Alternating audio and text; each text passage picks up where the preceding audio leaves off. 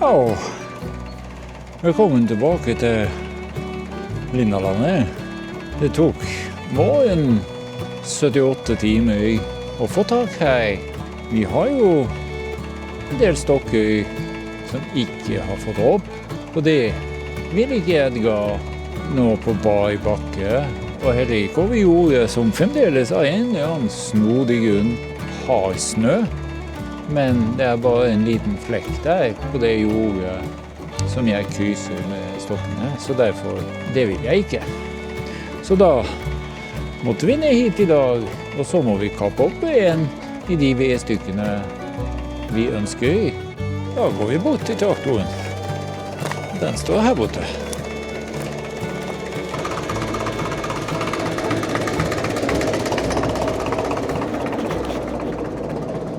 Så vi begynner.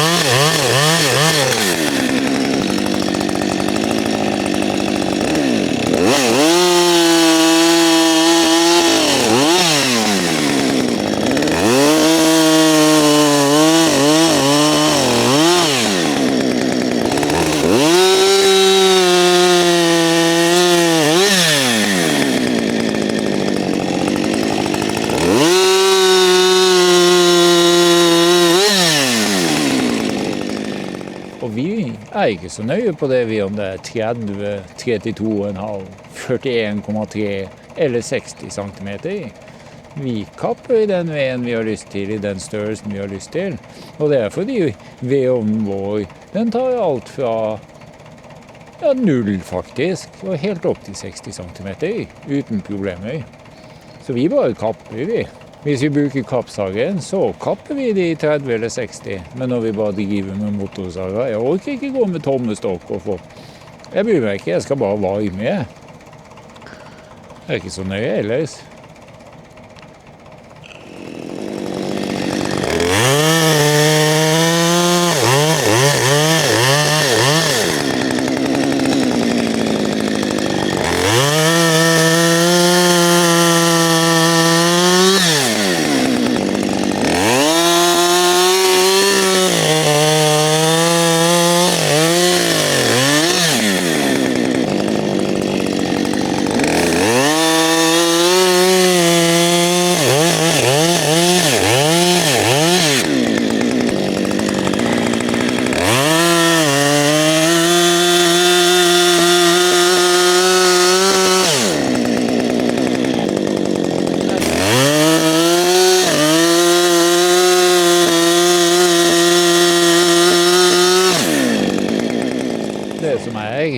Jeg må jo låne motorsagen til Linda, fordi Dolmar-sagen blir litt for unødvendig stor til å drive og kappe opp sånn. Det har ingenting for seg. Så den skal vi nå gjøre klar til mikrosagbruk igjen, fordi vi har jo et par stokker her, men enda mer så har vi stokker der oppe som skal bli klar.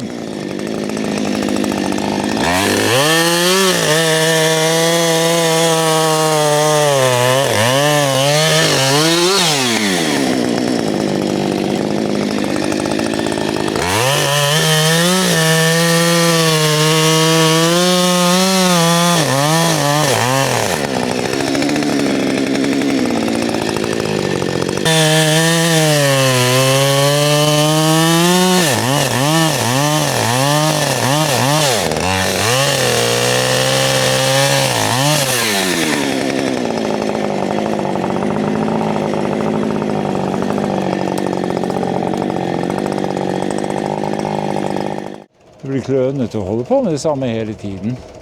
Så vi må variere litt. Så lemper vi opp det vi har kabbet nå, oppe i traktoren.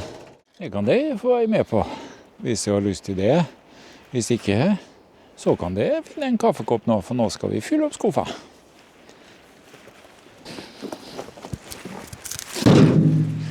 Det var 2. Og det var 4. Veldig mye til i veien her. Eller i hvert fall Buskerud. Jeg vet ikke hvor mange mennesker det bor i Buskerud. Det var 8. 10. Kan dere telle mens jeg henter 2 til. Det er gøy. Her var det en som var veldig lang, og her var det en som ikke var fullt så lang. Og det synes jeg er gøy. Den var litt ugunstig. Sånn, nå var den gunstig.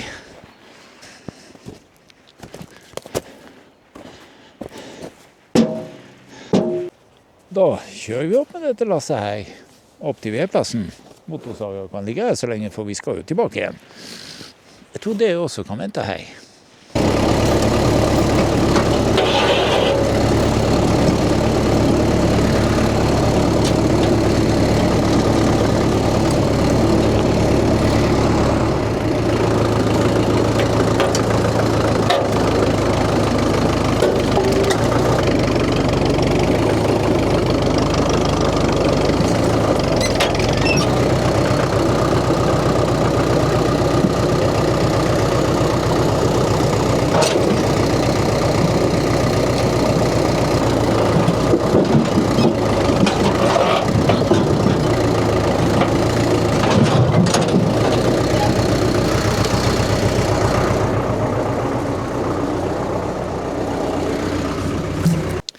Da får vi prøve å starte opp dette greiene her. Ja, det er jo livsfarlig det der. Nei, det er det ikke.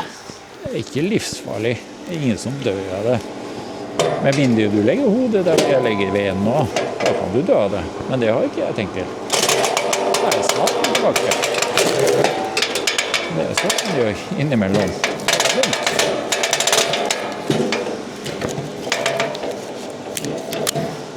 Veldig vondt i lanken.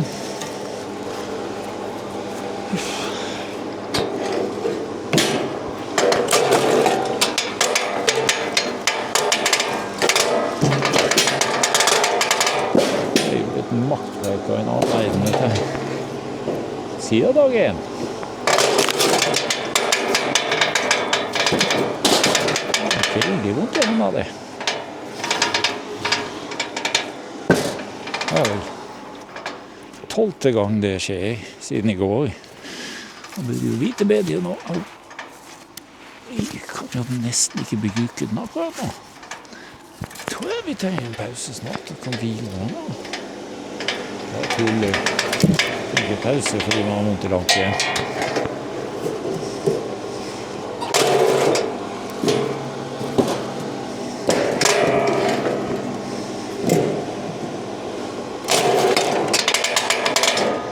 Jeg tenker det er fint at Arbeidstilsynet ikke kommer og sjekker arbeidsforholdene mine her på Lindalandet. Da tror jeg hun hadde måttet stenge på dagen.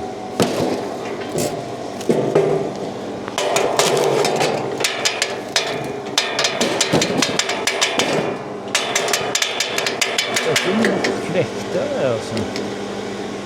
Det blylådet kunne vært litt tyngre der.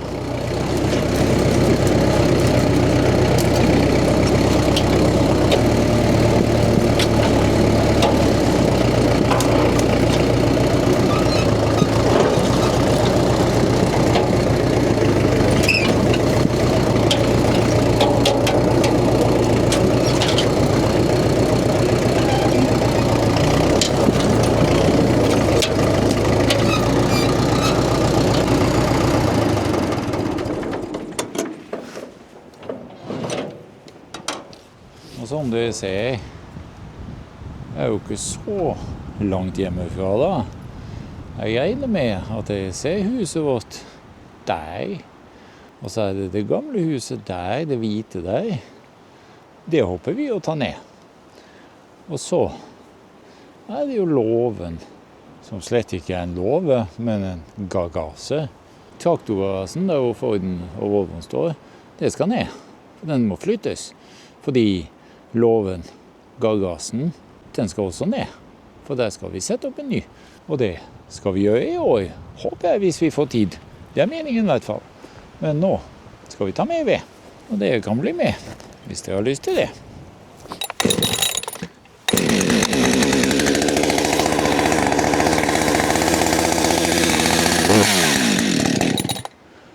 Da stoppet den.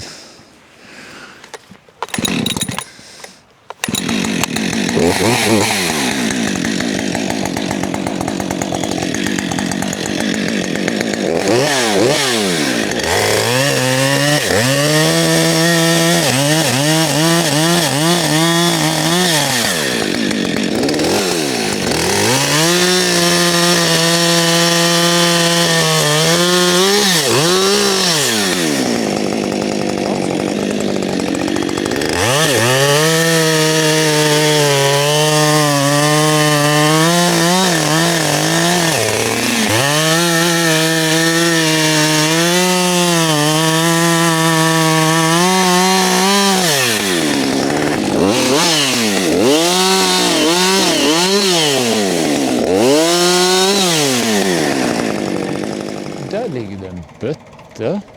Og havnet en bøtte i bekken. Og det var rart. Hvor kommer den fra? Det er ikke vår. Det var rart. Den kan det være med og se på etterpå. Jeg har aldri sett den bøtta før. Skjønner ikke hvor den kommer fra. Kanskje den kommer fra en annen tomt som Linda har litt lenger opp her. Men jeg har ikke sett den der heller. Og det var rart. Vi må ta den før den blir med hele veien ned til... Jeg vet ikke hvor denne bekken går, jeg. Den går vel hele veien til dit han stopper, tenker jeg.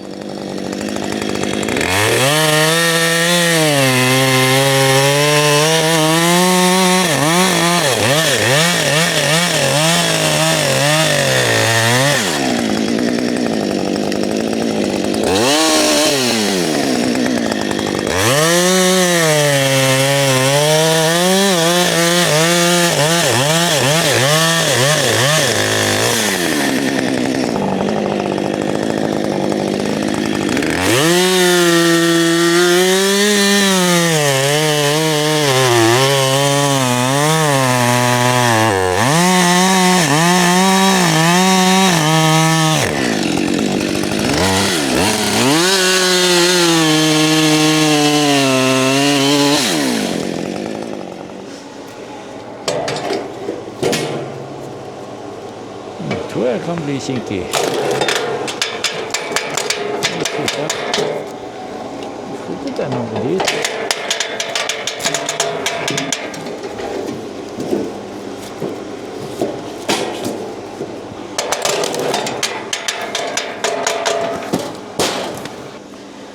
Den tenker jeg vi kan brenne som han er.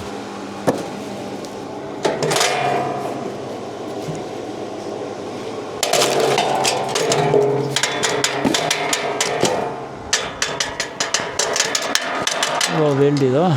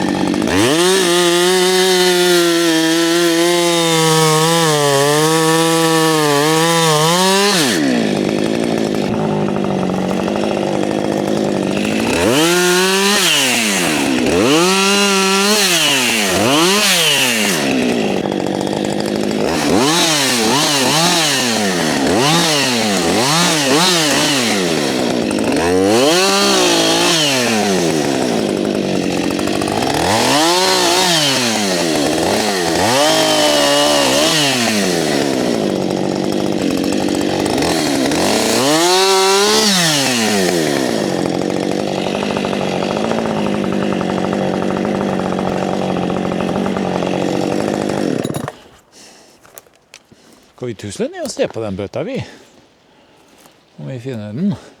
Det vet du vi gjør. For jeg ser den jo. Det var veldig rart. Kanskje det ikke er noe bøtte. Kanskje det er noe helt annet. Det var veldig rart. Vet ikke hvor den kommer fra. Vi går ned der og ser. Jeg snur det igjen. Her er bekken vår. Og den er tredelt. Denne delen her, nå får du sola midt i ansiktet. Hold dere for øynene. Den renner midt inn i skogen vår. Og så renner den hele veien ned der og deler det jordet der fra det jordet bak huset der. Så vet ikke, ser du huset? Ja, det er et lite jorde. Det er ikke stort, men det er et jorde.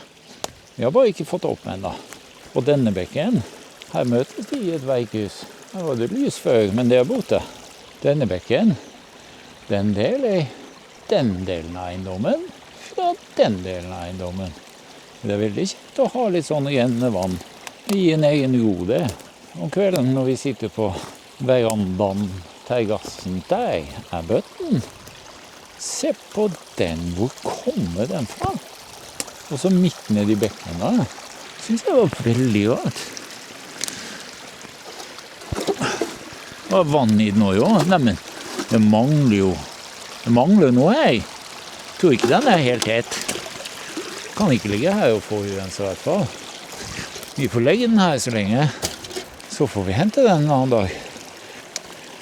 Det jeg føler meg ganske sikker på, det er at denne bøtten ikke er laget av Magnus Lagerbøtte, for han vet jeg pleide å lage bøtter med bunn, og denne kan jo det gå tvers igjennom. Skal jeg vise det?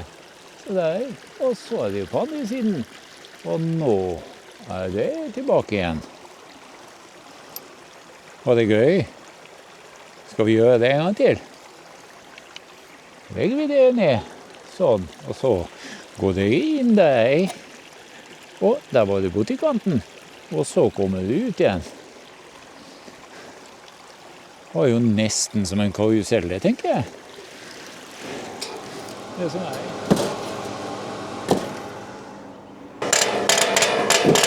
Litt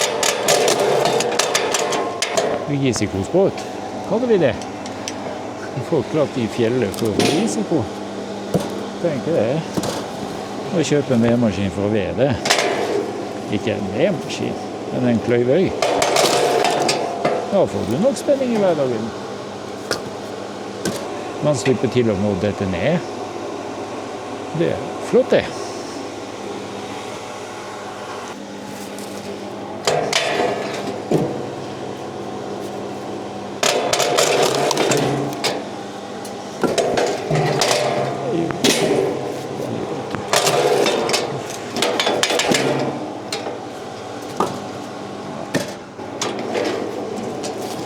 Oi, kjempespennende.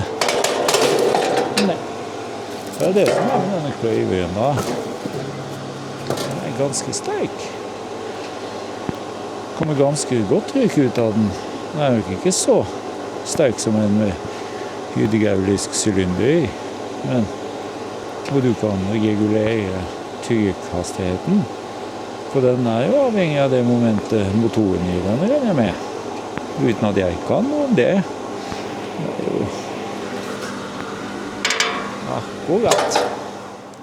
Vi får se. Det som er her nede, hvor jeg står nå, her er det noen trær som skal ned i år. Det er helt sikkert, fordi vi skal ha en solcellepanel, og trærne er hogstmodne allikevel. Så skal dere få se på de. Det er noen greie størrelse, det er altså alle de dere ser i dette bildet her, skal ned. Jeg hadde håpet å ta de før snøen gikk, men det gikk ikke, fordi snøen gikk på 72 timer. Så vi går tilbake igjen og opp og fylle opp en skuffe til med ved. Kan det henge her på armen min mens vi tusler langs elvebeden, som det heter i sangen.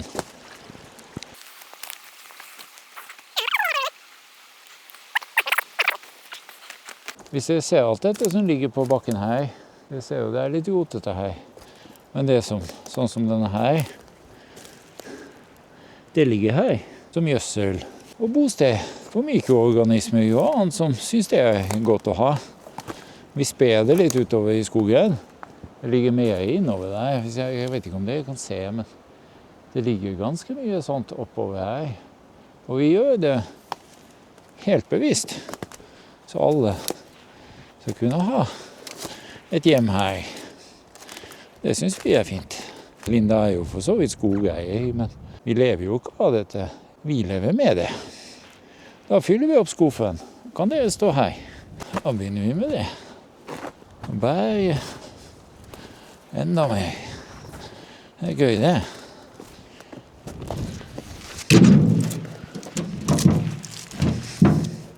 Man kan jo lure på om det ikke finnes enklere måter å gjøre dette på. Og det gjør det, selvfølgelig gjør det det. Men da blir jo også tiden man er i skogen kortere. Og jeg synes det er hyggelig å være i skogen. Jeg har ikke dårlig tid. Der holdt jeg på å snuble. Det var flaks det jeg sto der oppe, for da var det helt trygge. Og det synes jeg er viktig. At ikke det skades også. Oi, det var litt grann tyngre det, men ikke veldig. Men det er bare fordi det var 2 i stedet for 1.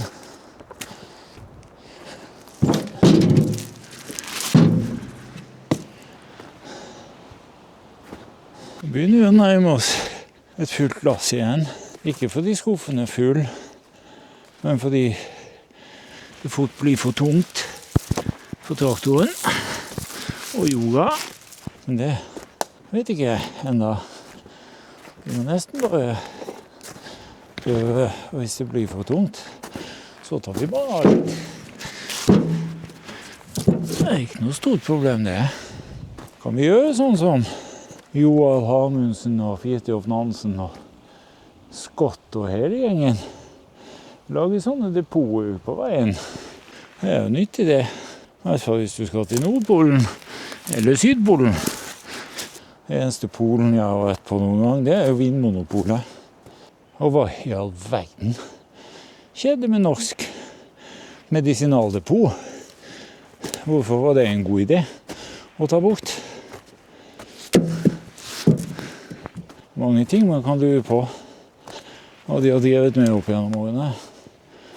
Jeg tror de nede i Oslo har hatt for lite å gjøre, ja. Det er de 2 siste kubbene jeg får plass til, tror jeg. Oi, fordi det er rett og slett fullt bak her nå. Ikke sånn at jeg renner over, men jeg tror traktoren skal spille med dette. Tror jeg, og så skal vi ha med motorsagen også. Sier jeg takk for i dag.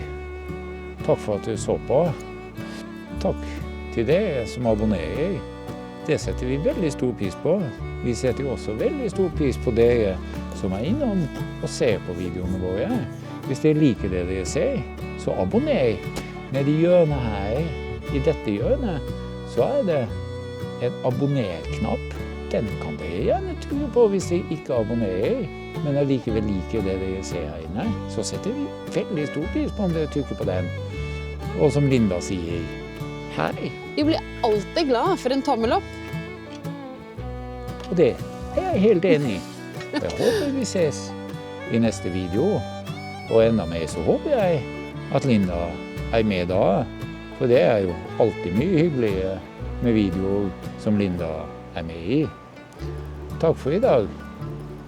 Vi ses!